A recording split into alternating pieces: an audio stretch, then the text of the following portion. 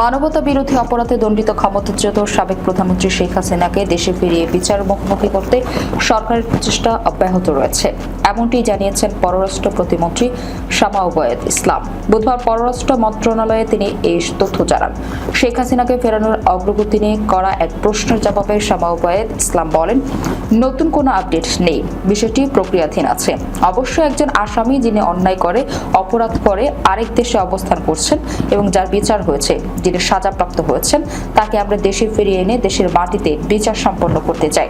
পাচার হওয়া অর্থ ফেরানোর বিষয়ে তিনি বলেন, গত 17 বছরে বিদেশে পাচার হওয়া অর্থ দেশে ফিরিয়ে আনতে সরকার সংশ্লিষ্ট দেশগুলোর সঙ্গে কাজ করছে। প্রধানমন্ত্রী ইতিমধ্যে জানিয়েছেন যে পাচার হওয়া অর্থ উদ্ধারের 10টি দেশের কাছে বাংলাদেশ অনুরোধ জানিয়েছে। যেসব দেশে অর্থ পাচার হয়েছে সেসব দেশের সঙ্গে বাংলাদেশের দ্বিপাক্ষিক সম্পর্ক রয়েছে এবং এই বিষয়ে একটি নির্ধারিত প্রক্রিয়া অনুসরণ করতে হবে।